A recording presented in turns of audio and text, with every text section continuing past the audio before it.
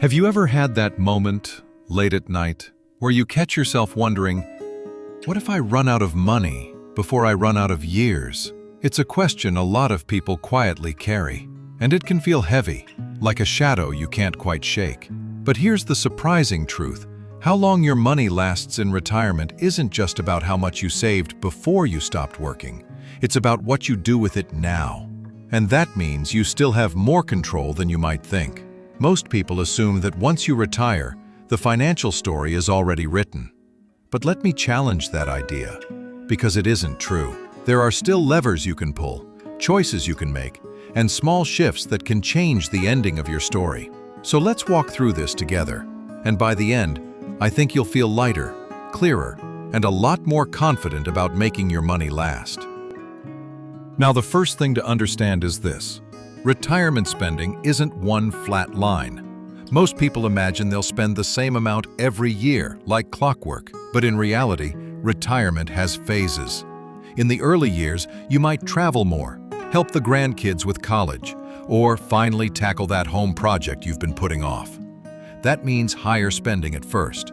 But later, spending often slows. Less travel, fewer big purchases, more focus on day-to-day living. And in the later years, healthcare and support costs might rise again. It's more like a wave than a straight line. Why does this matter? Because when you realize your expenses naturally ebb and flow, the fear of a constant drain starts to ease. Your savings don't have to carry the same weight every year. They only need to match the rhythm of your life. Here's a small win you can put into practice today.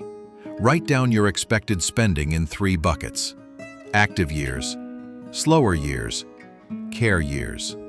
Even just sketching it out on paper can make the whole picture feel less foggy. And here's where it gets interesting. Once you see those phases, you can match your money to them.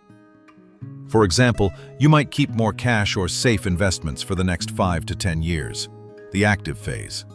Then let longer-term investments keep working for the later years when you'll need them less urgently. This is called a bucket strategy. And it's not about fancy math. It's about peace of mind. When you know the first bucket is full, you don't panic every time the stock market dips.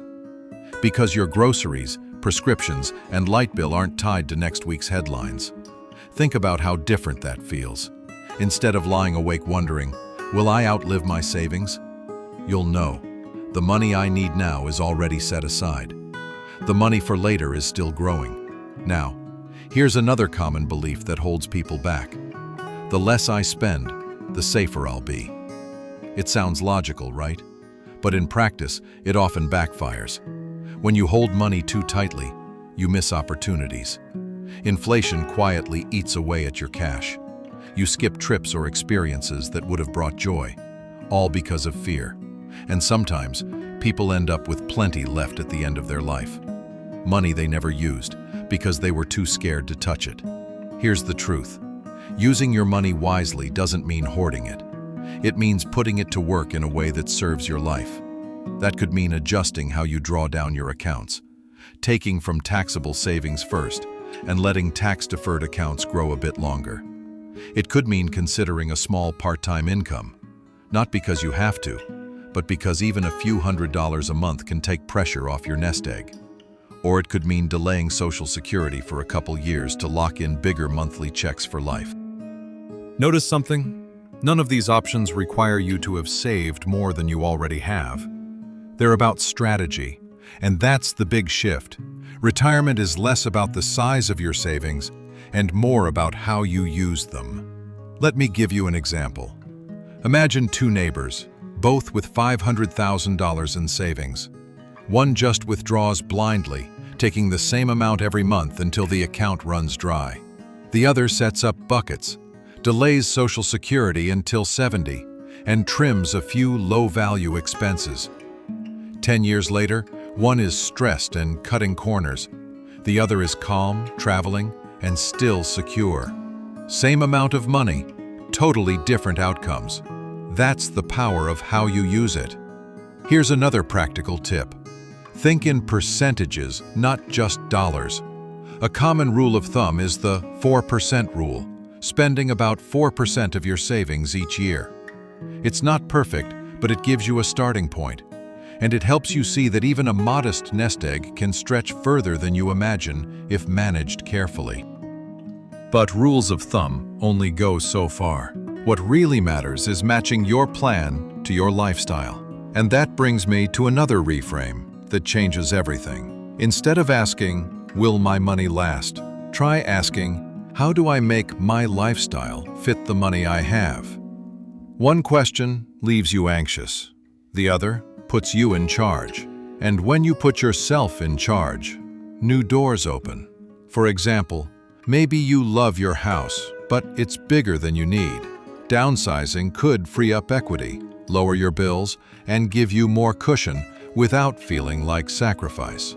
Or maybe you review your monthly spending and find 3 things you're paying for that you don't even use anymore.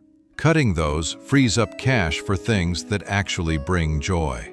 The trick isn't cutting just for the sake of cutting. It's aligning every dollar with what matters most to you.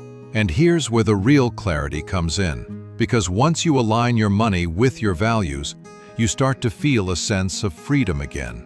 Instead of being ruled by the fear of running out, you're guided by the excitement of living fully.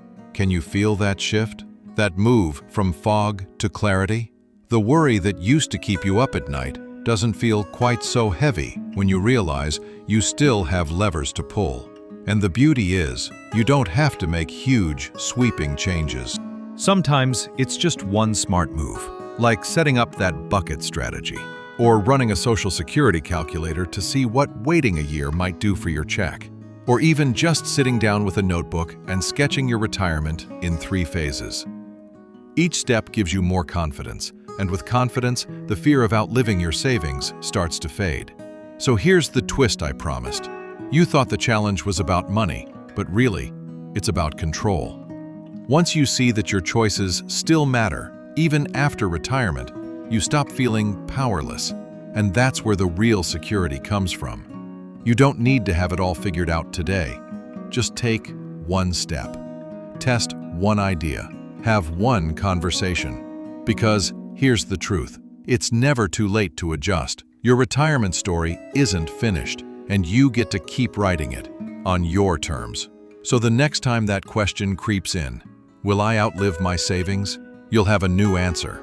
You'll smile and say, no, I'm living with them. And isn't that a much better ending?